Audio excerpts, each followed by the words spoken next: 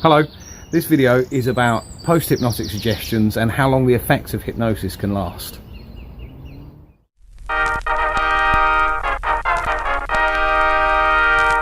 Wow.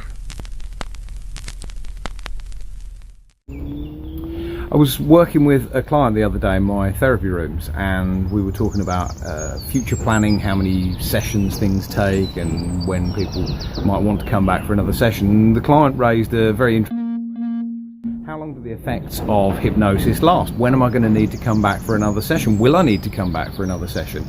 So it started a discussion about how this process works, and really how that question in and of itself is really the wrong question to ask, or it highlights a difference in understanding of what's going on when you do hypnosis. The first thing that I needed to point out to the client was that the suggestion for change is not a time dependent thing. So for instance, if you suggest to the client that they are no longer afraid of spiders, it's not like in 3 months time they're going to all of a sudden be afraid of spiders again. They may become frightened of spiders again, but it would take some incident or some process to happen, maybe a new incident that revivifies those old feelings if some of them are still there.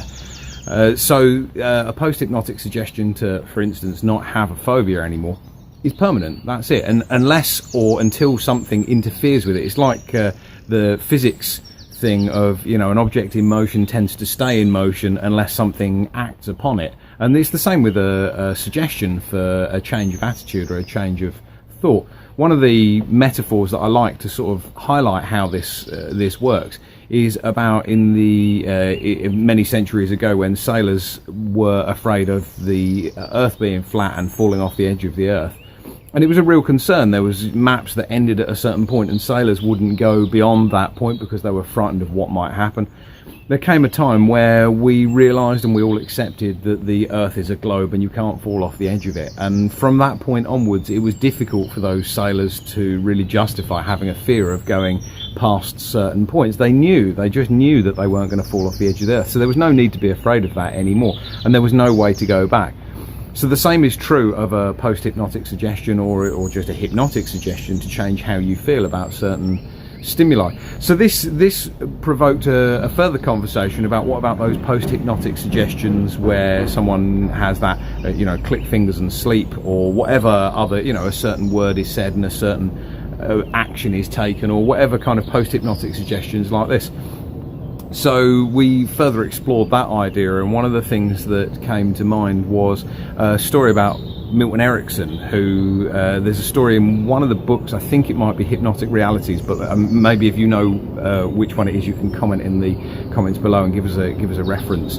But there's a story about Milton Erickson being out for dinner. If I recall correctly, he was out for dinner and he ran into a client that he hadn't seen for many years, who had been a good subject and who had a post-hypnotic suggestion, a cue word to go back into hypnosis.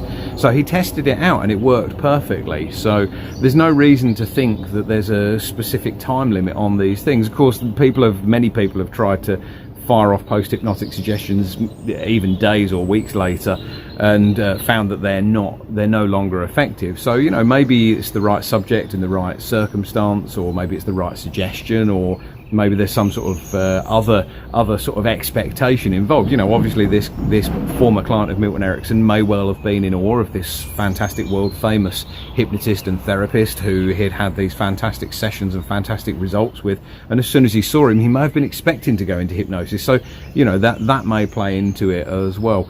But the broad principle is there's no reason to believe that there's a time limit on how long a post-hypnotic suggestion can last. If you've got experience of post-hypnotic suggestions, put in the comments below what your experience is or what your thoughts about these things are. Thank you very much for watching the video. If you've enjoyed it, give us a thumbs up, give us a like, subscribe to the channel, hit the bell icon so that you're notified of all the, when I do new videos.